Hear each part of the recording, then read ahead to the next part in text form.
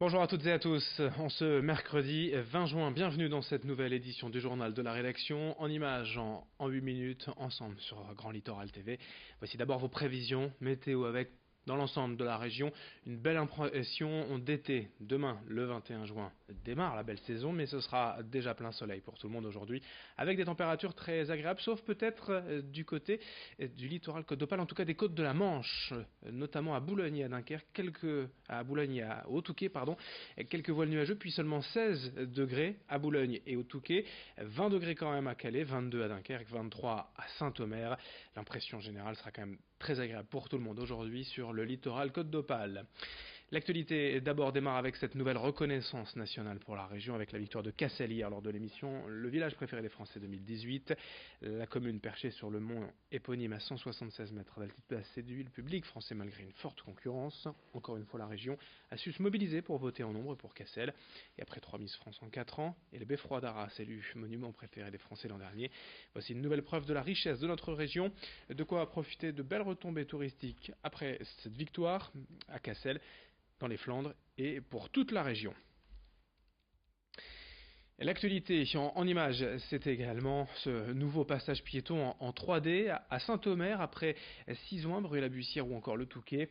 Voilà que la Capso expérimente cette nouvelle manière de faire ralentir les automobilistes à l'approche des zones sensibles. C'est ici le cas dans cette zone commerciale des Fréfonds à Longnes. La peinture, les couleurs, la forme et surtout la perspective, tout cela donne l'impression en approchant que le passage piéton est comme en lévitation, et même si l'effet de surprise ne durera certainement qu'un temps jusqu'à ce que tout le monde soit au courant de la tromperie, l'important c'est de sensibiliser plus que jamais au respect des limitations de vitesse. Explication sur place au micro de Marine Kijek. C'était une idée d'un jeune commercial qui est chez nous et qui avait vu ça sur internet en Islande et en fait qui s'est dit mais comment tracer ce passage piéton. Donc en fait le soir j'étais au bureau et puis en regardant les images qu'on avait imprimées, j'ai mis une règle et je me suis aperçu que toutes les lignes convergeaient à un seul endroit. C'est ce qu'on appelle des lignes de fuite, et j'ai tracé le passage piéton. Autre actualité à Calais, les syndicats de police dénoncent le manque de moyens et notamment le sous-effectif, alors que le territoire est toujours autant soumis à la pression, avec plus de 500 dossiers de police judiciaire actuellement en attente. Parmi les fonctionnaires calaisiens, 3 doivent prochainement partir en retraite, 15 ont demandé à rejoindre le commissariat de Boulogne-sur-Mer ou même à être mutés dans le sud de la France. Ces départs s'ajoutent aux 20 fonctionnaires de police déjà manquants selon les syndicats. Les policiers calaisiens espèrent donc que des renforts seront annoncés début juillet, mais les syndicats eux sont plutôt pessimistes. Écoutez ainsi Frédéric Balland, délégué syndical Alliance Police Nationale, quant aux raisons de ce départ et ses conséquences pour les policiers calaisiens au micro de Louis Caillé. Je crois que c'est la cocotte minute et là c'est le trop plein. Donc on a eu avec la présence migratoire, on a eu pas mal de travail. Donc les OPJ devaient même sortir sur le terrain, ils devaient laisser leur dossier de côté. Donc là ils reviennent un peu parce que la situation est un peu plus calme, même si elle n'est pas réglée. Ils reviennent à leur travail d'origine, mais bon, ils se retrouvent avec des dossiers à traiter. Et derrière chaque dossier, il y a une victime et ça, ils en sont conscients. Donc au niveau professionnel, c'est très difficile à gérer.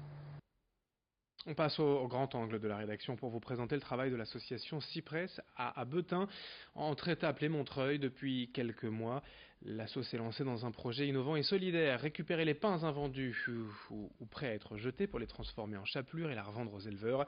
L'association travaille également avec des personnes en réinsertion. Reportage complet signé Louis Caillé. Bonjour, l'association Cyprès pour la collecte de pain. Là, d'accord. Merci bien.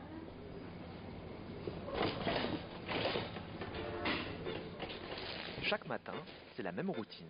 À 8h pétantes, 2 salariés en insertion prennent la route pour une tournée de plusieurs heures.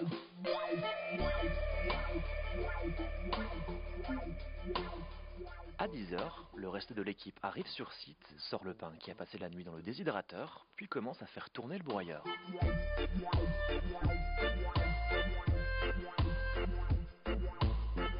Une fois le binôme de collecte revenu, on pèse, trie, coupe, puis direction le déshydrateur. Elles ont toutes fonctionné sur tous les postes de l'atelier, donc elles conduisent, elles accompagnent la conduite, elles trient toutes, elles savent toutes couper, elles savent toutes broyer et elles ont aussi une aptitude à pouvoir appeler de nouveaux fournisseurs. On les met en lien avec le démarchage collecte et elles sont sensibilisées à la vente du produit fini. Donc elles savent toutes faire tous les postes.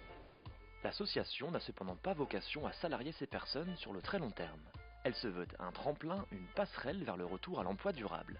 C'est pour cela qu'elle propose non seulement un accompagnement personnalisé pour chaque personne, mais également un contrat de 6 mois à durée déterminée, renouvelable jusqu'à 4 fois. Pour ces femmes qui étaient éloignées de l'emploi, c'est un soulagement et une aide précieuse. Ça a été très long quand même, beaucoup de réponses négatives avant d'avoir une réponse positive ici. Dès qu'on a la chance de partir, nous partons. Et on laissera la place à quelqu'un d'autre. Aux autres. Petit à petit, les projets professionnels se dessinent et se précisent. Dans le milieu de la boulangerie, dans le milieu de l'industrie, tout court. Maintenant, on va rentrer dans la phase où les salariés vont partir en immersion 15 jours en entreprise pour valider ce projet professionnel. Mais toutes, elles s'accordent à dire que le revivent. C'est le terme d'ici. Aujourd'hui, l'association récolte 600 kg de pain en moyenne par jour et espère atteindre son objectif fixé à 1 tonne d'œufs d'ici l'été. Pour y arriver, il faut trouver les donateurs, mais surtout les personnes intéressées par le produit fini. Là, on commence à avoir d'autres personnes qui se manifestent, notamment dans le monde de la volaille.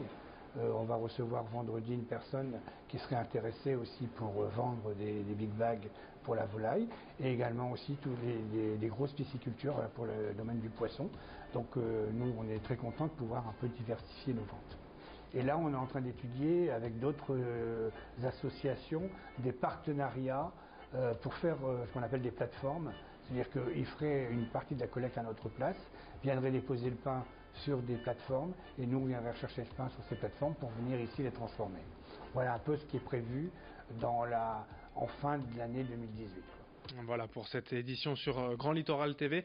Ravi de passer cette journée en votre compagnie. Dans un instant, vos prévisions météo, puis dès le prochain quart d'heure, une nouvelle édition du journal de la rédaction. Très belle journée à toutes et à tous. Nous sommes le mercredi 20 juin, ensemble sur Grand Littoral TV.